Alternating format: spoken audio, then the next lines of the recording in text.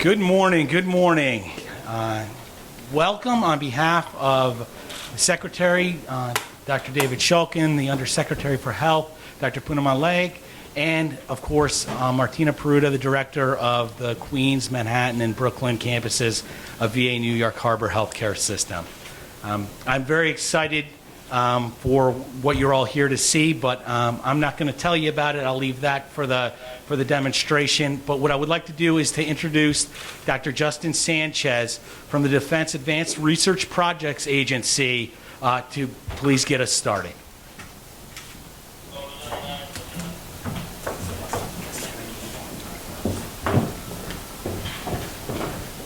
So at DARPA, our mission is to pursue technological challenges that others would not be willing to take on. And clearly this is what the case was in the challenge for developing near natural upper extremity prosthesis for people with limb loss. Developing this bionic arm that you're going to see today that acts as smoothly and as seamlessly as your normal arm, again, was a huge technological challenge. But it was too important a task to ignore.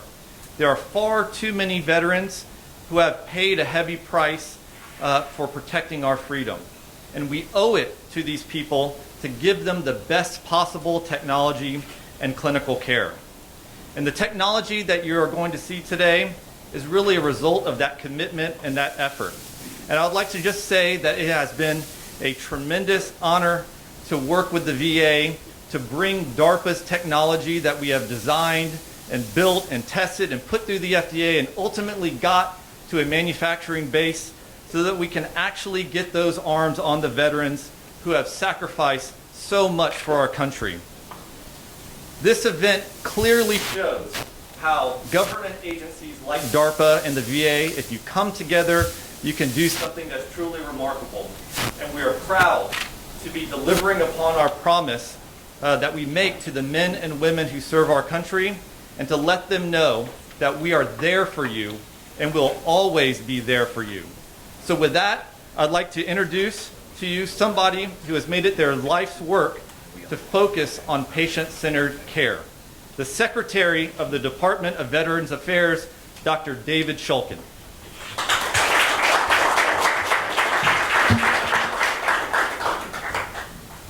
Good morning. I'm really glad to be here back in New York.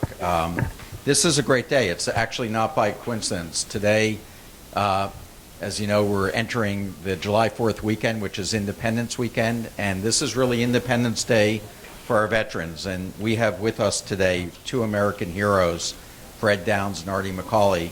Both lost their arms in service, and today to be able to introduce this new technology to give them independence is really what the VA is about.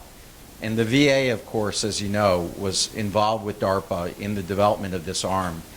And if it wasn't for the role of VA research, so many things that are available commercially just wouldn't happen, because there's not enough money available to commercial companies to invest in the research of this type of technology. So this is what VA does, and this is what Americans want from their VA. They want the very best of technology to be available to our veterans. So rather than me talking more about this and talking about the work that went into this, I'd like to turn it over to our veterans, Fred Downs and Artie McCauley, who will show us exactly what this technology means to them and what they can do with it. So, good morning. Good morning, thank you, sir. And Artie is... Can you speak into the microphones? I'm sorry, we can't hear unless... And so we have little button things here. No, don't touch that. You leave them there. Don't touch that one. Don't let the secretary mess with technology. Well, all right, can you hear me now? Oh, okay, good. So we'll pass this back and forth and try and do what we need to do to show you how much this has improved our independence and our functionality. So, Artie, would you like to start with something? Let me take a bottle of water and put it on top of the cabinet. So Artie's going to take a bottle of water and put it on top of the cabinet. He's a shoulder dysartic, meaning his arm has gone up here at the shoulder. Get out of your way so that you can see.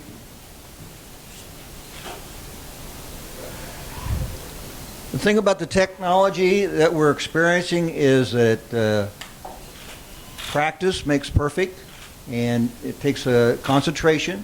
As you can see, Artie there's looking hard at that bottle of water, doing a good job, and almost successful. We should have got rid of that red thing there first, I guess.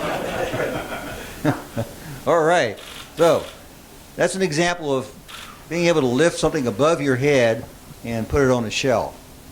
And Artie, can you tell everybody about that the ability to reach overhead there? Is that something you can do just in general?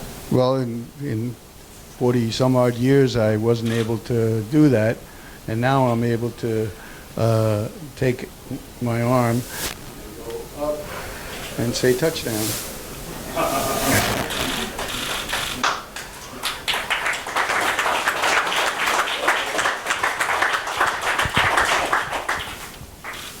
all right, now it's time for me to try my deal, which. All right. Well, I'm gonna do a little advanced stuff here. Okay. Well, you're gonna do some more. Oh.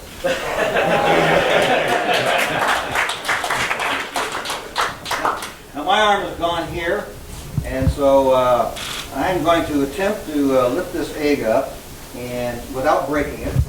Is it hard boiled or soft boiled? It's fresh egg. Fresh egg. So you need to carefully. What I'm doing here is I'm concentrating on what I'm doing. And if I break this egg, We have another one. I won't be invited back. Here you go. All right, here's your egg.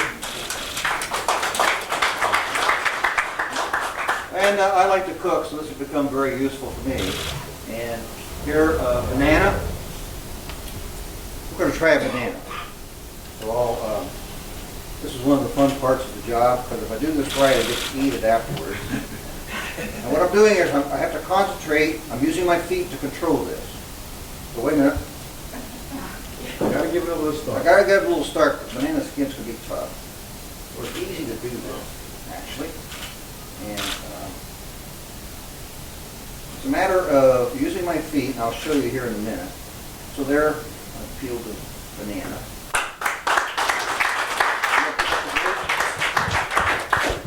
Okay, Artie will pick up a grape. We're doing these delicate things so that you really get a feel for how this works.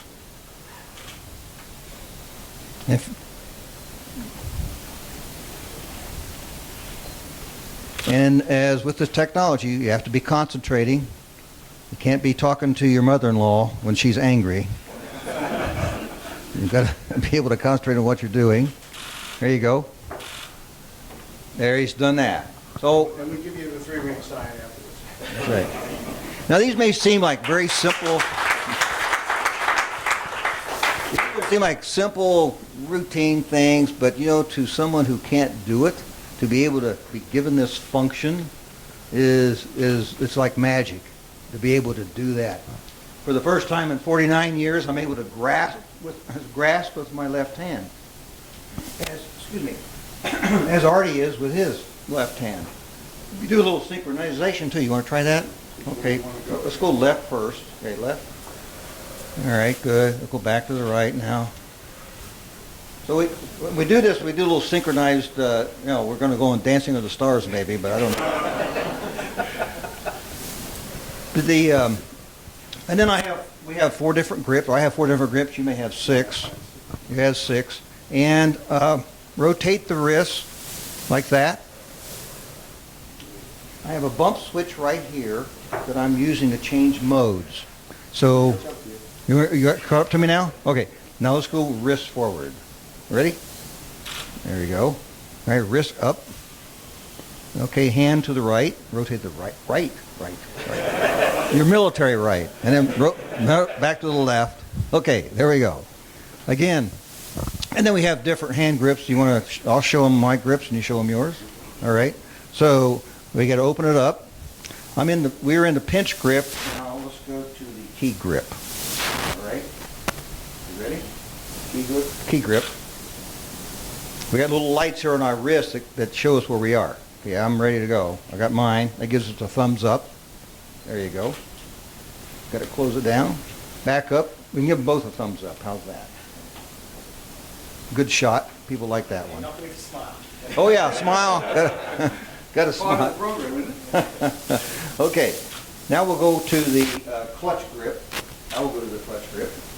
And that's, the thumb is inside the fingers, which enables us to clutch a paper bag, carry our lunch back from... Chuck grip. Oh, you got the chuck grip? It's the same thing, but it's called chuck. Oh, I call it the clutch grip. All right, we got different names for it. All right, let's go to the power grip. The power grip gives us like to pick up a bottle. The thumb is over the top of the fingers. Or punch somebody, right? Or to punch somebody, or to give a fist bump. Fist bump. Okay, yeah. Do another fist bump. Bang. So then we'll go to. All right, you go to your grip because I don't have that one.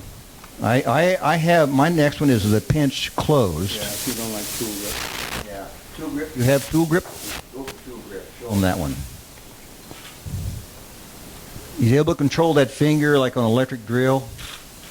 And we're not allowed to, but you could probably shoot a gun with it too. No. I just say, just being a guy, I was just thinking that way. Okay, all right. A drill. It's a drill. Okay. And then next is the closed pinch grip.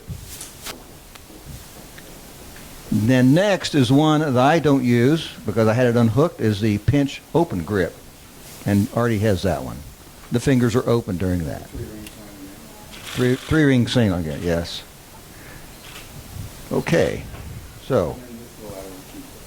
Oh, the lateral key grip. That's an important one, and I use that when I'm cooking. So, first we got to close it up, open it up. There we put our key in the slot. Then we can rotate it. Or a screwdriver from working down in the garage. And so that's there, and also gives us a thumbs up that we used a while ago. Okay, and that is that's basically then what we use as our tools to get the job done, either in the home or at work or school or whatever we're working on at that time. In my case, the kitchen a lot. My wife loves it. I retired and learned how to cook. Said I should have retired a long time ago. Let me ask you a question then. Yes. Along those lines, so that's a lot of grips, and that's all really cool. How does that apply to, like, so what do you, and it sounds like the kitchen maybe is a place where you might be using that. What kinds of things do you do? Well, right. The key here is being able to have a hand that you can work in synchronization with the other hand. That's really important to be able to work together. Have an opposing grip, and for the first time in 49 years, I have the ability to grasp with my left hand, and being able to. When you say my left hand. My left hand. That's right. It's part of me. It is an extension of me, and it's an extension of Artie. These are more than just mechanical, technical devices. They are us. They're what we are. So when you see somebody in a wheelchair or using a prosthetic device such as an artificial limb, then it's an extension of who they are as human beings. And so these upper extremity devices return our independence to us, and which gives us returns our dignity to us as human beings. We don't have to depend on anyone else to take care of us, to comb our hair, help us with the bathroom or anything. We can do it ourselves. The same way with lower extremities. When they have their legs amputated, they lose their mobility.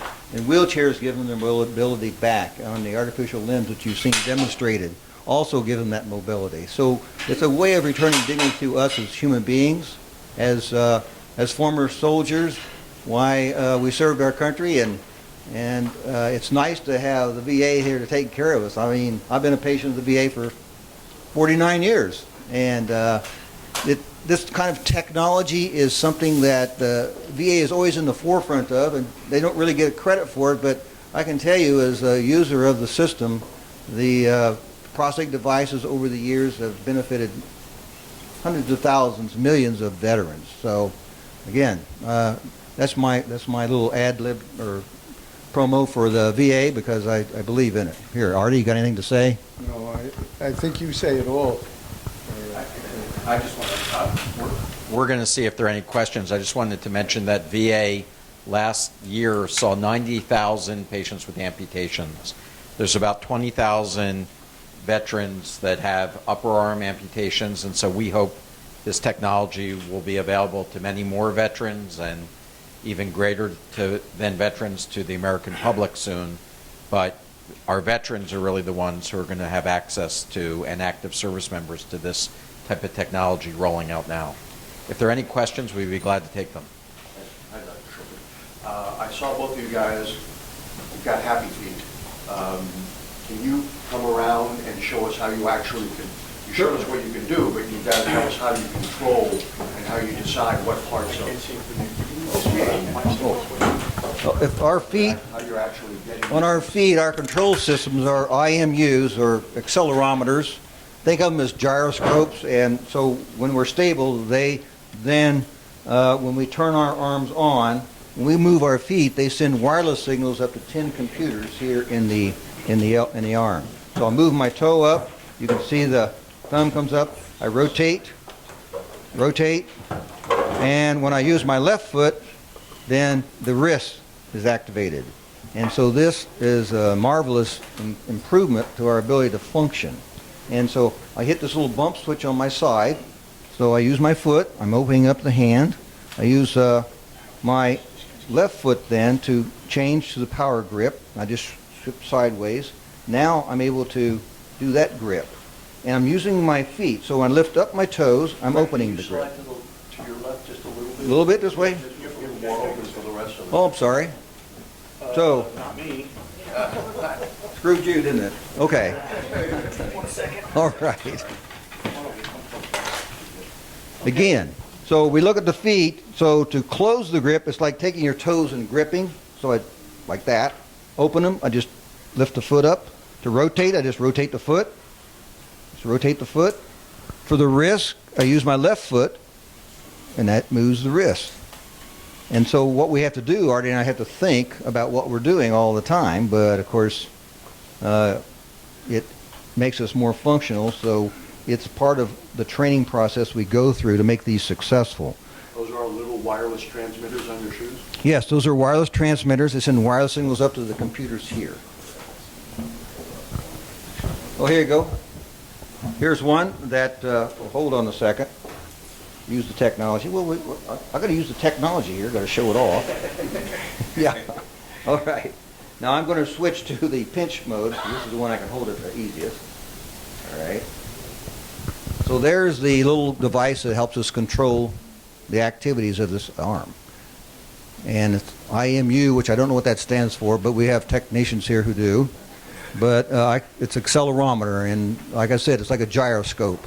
And once it detects movement. So one of the things about this control system is our feet have to be solid on the ground. Because once we move, then it goes into default until we stop again.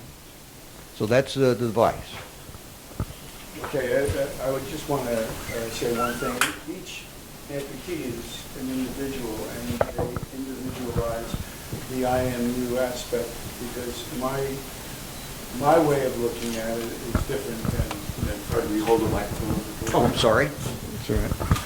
So my way of operating is a little different than Fred's, because I have an extra joint. I have an extra shoulder. So when I move my heel up, I do arm up. And when I do my toe up, I do toe down, arm down. When I do this way, okay. Arm up, arm down, arm out, arm in, arm forward with the other foot, arm back, chicken wing, and back in, and then I switch to a hand mode, and I have I can grip in both modes, arm and hand mode. I can open and close my terminal device with each mode. Of course, we went through the grips before.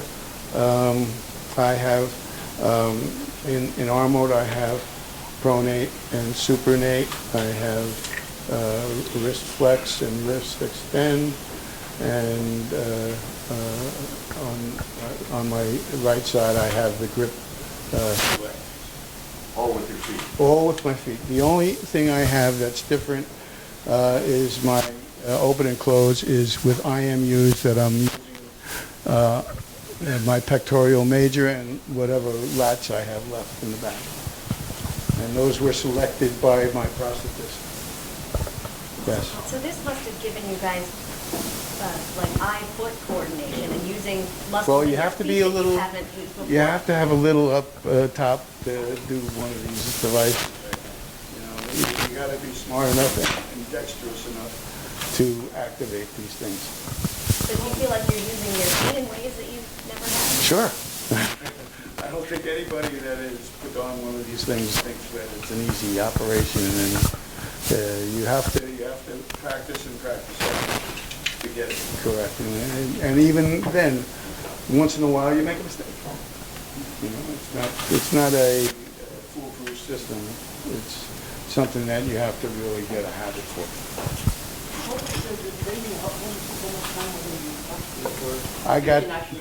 I went through the research aspect of the arm, but that ended a few years ago. Last week was the first time I put it on again after a certain amount of years. And I don't know, maybe you can say whether I'm activating it well or not.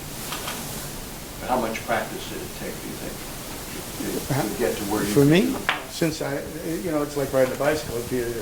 If you come back to it, all of a sudden it all comes back to you.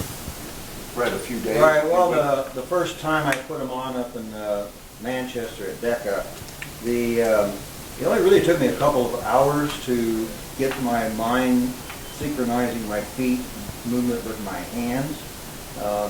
So I think your feet and your hands must be real close together in your brain.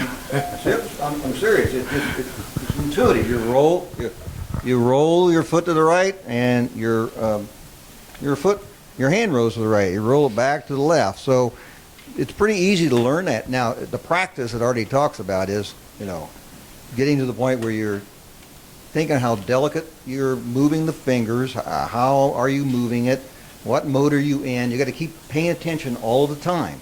But again, what this is an evolution from an old hook to now this technology, and the next step forward is what the VA and other researchers are looking at, is the ability to control it using integration of the nerves up in the remaining muscles and sending wireless signals directly to the computers from the nerves themselves. So as you think, then you're able to move the hand and the arm. And we have seen the research individuals who are involved in that research, and we've seen that successfully being done. So that's going to be your next step. So this is the third generation here that I'm wearing, and there's two. And so we're looking forward to the fourth generation, the control systems. This is an ongoing process. It just doesn't stop. And so it's going to be exciting to see what's going to happen in the future, because it's happening right now in the research areas. Some of it's being forwarded now for approval for more research with human subjects, the different control systems. Very exciting things going on. So we're the vanguard of that. And the VA has provided this to us. This is the first, this is my VA arm here, yours too. And so we'll go forward from here and continue the testing and the evaluation as we use it in everyday life. Give it that hardcore, real-world kind of experience. Yeah, we knock it around a few times. Yeah, we knock it around.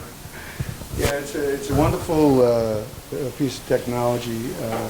It can only go up from here. This is the start. This is the infancy stage of robotics.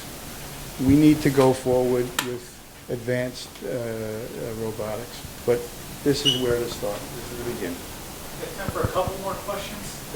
Just to kind of fact check you there. It's training protocol to get out the door, 2 to 4 weeks for most folks, and then it's occupational or physical therapy. There'll be ongoing training to kind of get to the mastery level. They were both fit yesterday, but they've had experience from getting it to this point. Yeah. I have one more question. So this is not commercially available? It is, yes. This is the commercially available product that they're wearing right now. And what's the going price? So again, it's something that's being worked out. We have with our partnership and cooperation to get to this point with DARPA. They funded the first 8 arms for veterans, and at this point moving forward, our folks are negotiating that fair and reasonable price to be able to provide this to our veterans. What was the most exciting moment for you having this arm, or a task that was the most exciting that you were able to I accomplish? showed it to you, the touchdown. I never, in 45 years, never raised my arm above my head. I mean, I would say touchdown with one arm, but nobody knew what I meant. When I do it now, they know what I mean. And my moment, I think I broke into tears, thinking about it still may, is being able to grasp with my left hand. That was just, it sent goosebumps through me. To be able to grasp again after all those years. So, very emotional time. Is there something you want to go out and do now that you have this arm, something you haven't yet had an opportunity to do that you really want to experience? Well, every day is like that, actually. I mean, it's like, what can we do? And part of what we do in our field trial is experience. What can I use this tool for? Yeah, I was supposed to test the one of my take-homes to destruction. The engineers said, see what you can do with it. So I was driving a stake in the ground with a sledgehammer, and I missed the stake and hit the thumb, which broke it. But the hand still worked. The other finger still worked.